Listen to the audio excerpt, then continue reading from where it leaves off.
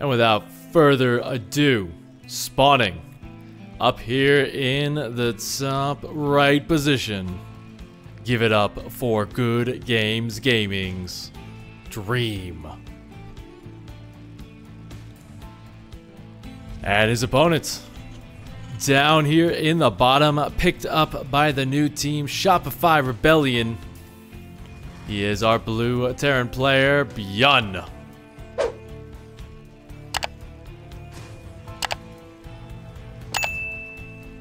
And definitely not right on that scoreboard, but this is an epic TVT matchup. Both of these guys know how to push the other player around. BYUN is one of those guys that you cannot give him an inch because he will literally stim a mile.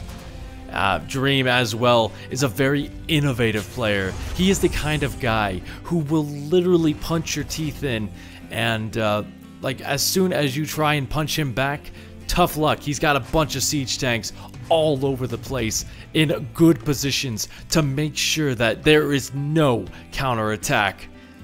And already we do see some of those special strats coming in as BYUN going back to an old favorite here. 2 Rax Reaper. Not gonna add in the third one these days because that's just a little bit too much gas income for him. But you know, it still has the potential to do a lot of damage while also allowing you to transition very efficiently up into that factory so that you're not falling behind in terms of those support units, in terms of those siege tanks, and in terms of those medevacs. Dream, however, he did go for a much faster gas opening, so that does mean he will have plenty of Hellions potentially coming out to help save him from the menace, which is these Reapers. As he sends his own Reaper across the map, it's looking like 2 ships passing in the night. The worst part about it, though, for Dream is that he will be losing that natural nexus for the time, while his own Reaper back at BYUN's base gets very little scouting information and now might be under threat of dying. And indeed, it does go down. A little bit of a confusion there by Dream, but the fact that he saw the factory was so late kind of tells him that, yeah, this is a very aggressive push out here from BYUN. And now those Reapers are going to start to stack in terms of damage. With BYUN's Focus Fire Micro, it's going to be a really difficult hold here for Dream.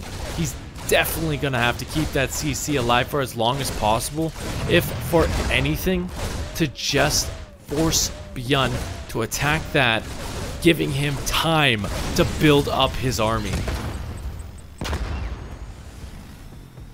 So far, 2 workers going down. Overall, a good concave. Gonna mitigate a lot of that Hellion damage. And I think Dream is starting to hit that kind of critical mass of being able to defend this, as BYUN really does need to send his units very far in order to reinforce. But another quick kill on that CC, I don't think that's ever going to be done. By the time that finishes, BYUN will have his own up essentially, but a huge fight going to go down right here. And the Hellions starting to whittle down BYUN's numbers, but as the buffer of Marines goes down, he's going to have to rely on that medevac in order to keep that alive. I don't think that BYUN has done it exactly just yet, but I seriously think that Dream is in a world of trouble having to get that cancel in. And with that last Hellion going down, another one falls. No GG. BYUN takes game number 1 of this best of 3 series. Spawning up here in the top position, missing a couple of SCVs. Give it up for Shopify Rebellion's BYUN. And his opponent, Down here in the bottom for Good Game Gaming. Let's see if he can bring it back in this best of 3. He is Dream.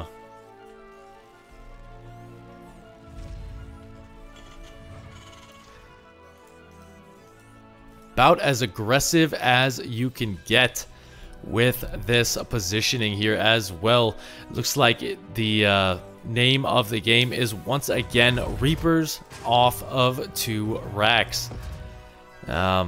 So yeah, this is gonna be a bit of a quicker timing here for BYUN, meaning that he's gonna have to do more damage quickly because now that these aren't in his base, he's not going to be able to transition as efficiently. There's going to be a pretty big point where Dream, if he holds, will have a bigger Marine count, a bigger army count overall, as those barracks slowly float their way back.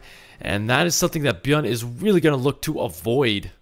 But Dream going to get a pretty good scout here. We'll see pretty much everything, and that is the first big key to a good defense.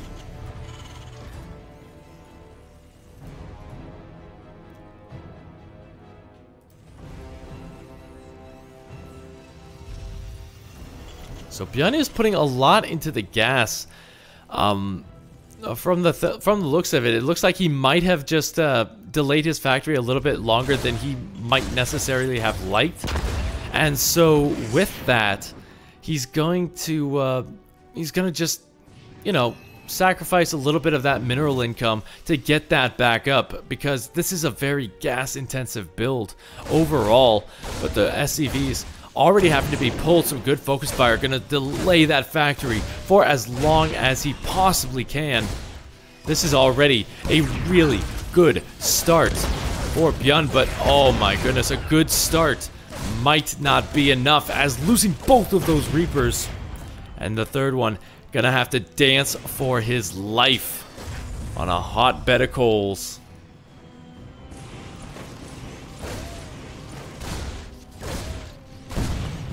Yeah, so this is still doing quite a bit for BYUN, by the way. You know, just even keeping these SCVs off the mineral line is going to hurt the economy of Dream.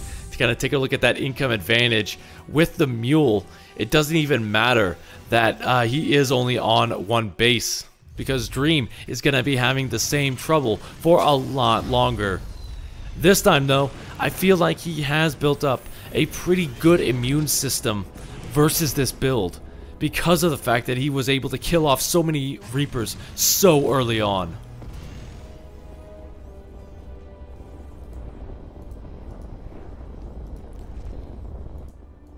Yeah, even now, BYUN just kind of trickling them in, trying to make sure that he can stay, stay aggressive to make sure that Dream doesn't move across the map. But now Dream is just saying, yeah, okay, I'm going to go across the map anyway, and I don't care. If you're going to try and hold me here, you cannot hold me anymore.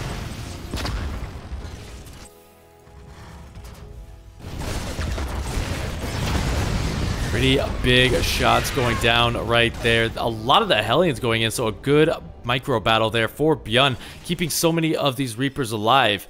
Looks like we do have the Cyclone going to pop very soon, but that is going to be a big loss here. Delaying the second CC, killing off more SCVs. The Hellions so weak, can't even fight this anymore. I don't necessarily want to say BYUN's won, but he is giving himself a humongous lead as he goes up to a natural of his own.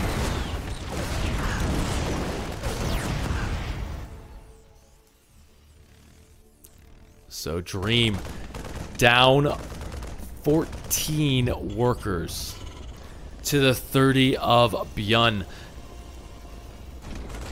The big question for him, is BYUN going to allow him to kind of have a little bit of time to recuperate?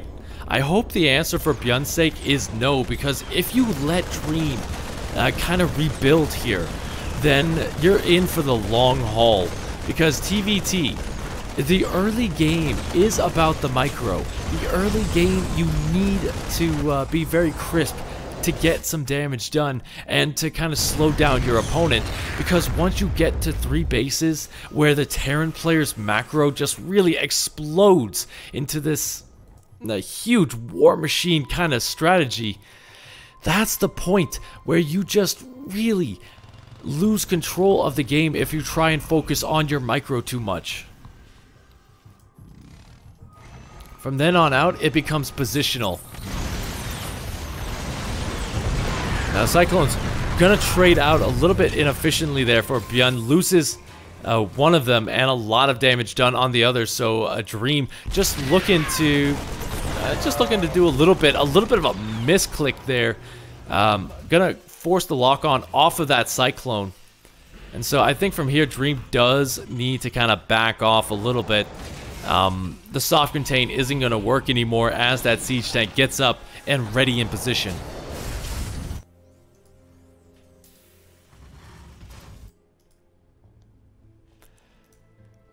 But now from here, just taking a look at what Dream is going for, he still hasn't thrown down any additional tech buildings here, but from the whole build order sense, it looks like he's going to be going for mech. And more specifically, battle mech. Heavy on the Cyclones early on will allow him to stay aggressive, will allow him to get some good pickoffs here and there. But, like, if BYUN just keeps going with his production, if he adds on those Marauders with slow, that's when anything is still on the table. I won't call this game is over, but once BYUN recognizes that it's mech, that's going to be kind of a catalyst for him to be more aggressive on the other side of the map.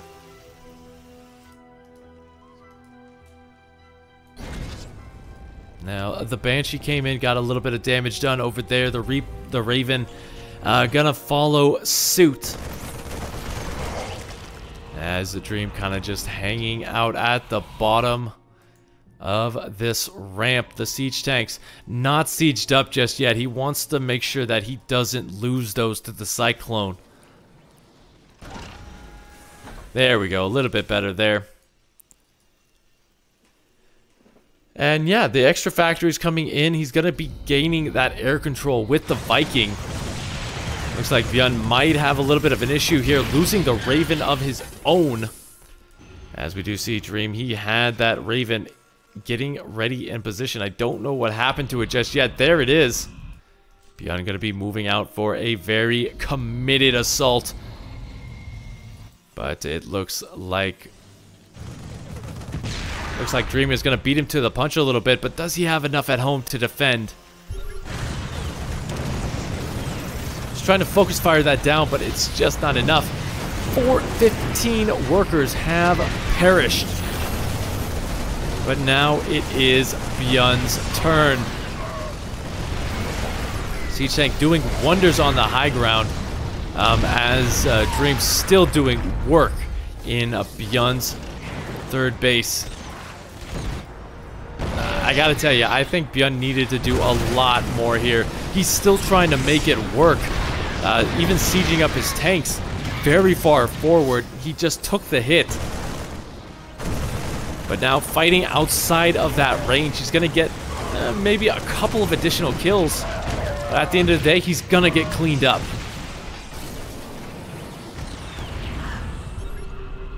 Now Dream is still behind in terms of that worker count, but Mules can make up the difference.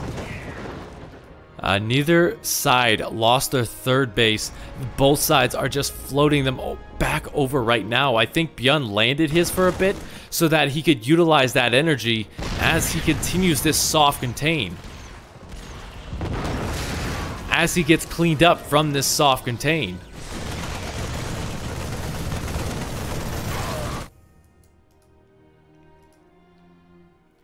Yeah, this is kind of what I was talking about. As soon as BYUN recognizes that Dream isn't going to have a ton of units for a while, that he's just going to step on the gas pedal a little bit. And this is kind of BYUN's forte. Multi-prong harassment everywhere, where it's very difficult. You're going to have to set up your siege tanks in a lot of different spots in order to defend. I'm kind of just taking a look at the units lost here. Dream losing as much as he's gaining here with 32 to 29. In terms of the minerals lost, BYUN being a little bit less cost efficient though. And that is what can cost you in mech versus bio.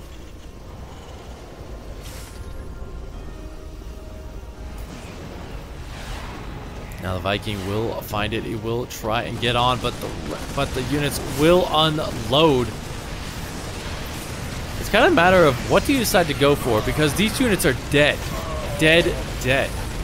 Right now they're focus firing down a lot of those Cyclones, which, I mean, Dream isn't remaking. We're going to get some of those Vikings to allow him, if he so chooses, to regain that air control. But the big thing about that drop was it allowed him to reposition some of these units and prepare for his next big attack. From here on out, BYUN is never going to let you rest. Whether that's a good thing or not is going to come down to these fights. If BYUN takes one bad fight, that is Dream's chance to move across and finish things very, very quickly.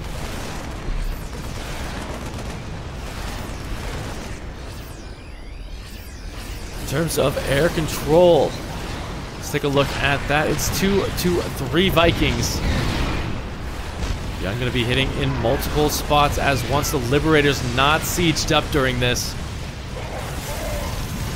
By the time they actually do get there, the units are already out of position. Trading out efficiently against some of those Hellions. The Liberators consistently having to reposition themselves. The third base, not really under too much of a threat, but now having to unsiege right there. Oh my goodness, this is going from bad to worse for Dream. Yeah, not going to overextend. I like that move. But now the rest of the army is going to reposition. The siege tanks are nowhere near where they need to be. Even trying to take this fourth base is going to be a very, very costly engagement for him. As Dream slowly trying to siege his way forward in order to clean this out. But again, by the time he does, the siege tank is cleaned up. The Marauders going to town on this mineral line, and the Hellbats can't even get on top of this. Yeah, I don't know. Like, I know mules are pretty good, but I feel like BYUN is going to have to make some major mistakes here if Dream is going to look to get back into it. Because now BYUN on 4 bases. He's going to siege up the 4th base of Dream. And even though he loses a siege tank there, he still has this little force keeping the Liberators away from the main fight.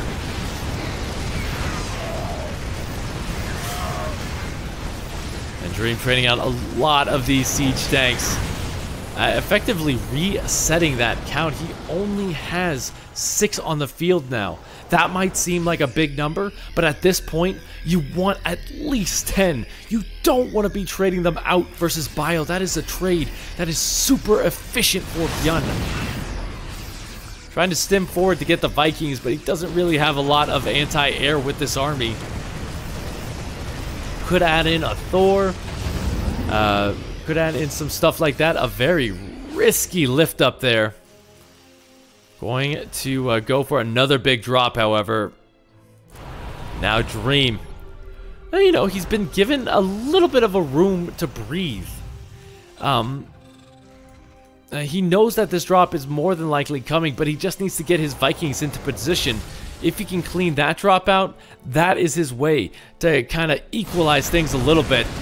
Unfortunately for him, though, the drop does finish up the siege tanks, just not in the right spot for him. That one siege tank does get boosted there by the Raven. But as Dream struggles a little bit to clean this one up, the next army is ready to go. Honestly, I think this might be GG here for Dream. He just never was able to build up the critical mass, which is so vital for Mech in general. BYUN running circles around him. But GG, BYUN will take the series. And if you like what you see here, make sure you hit like, favorite, and subscribe. And we will see you all at the next big event.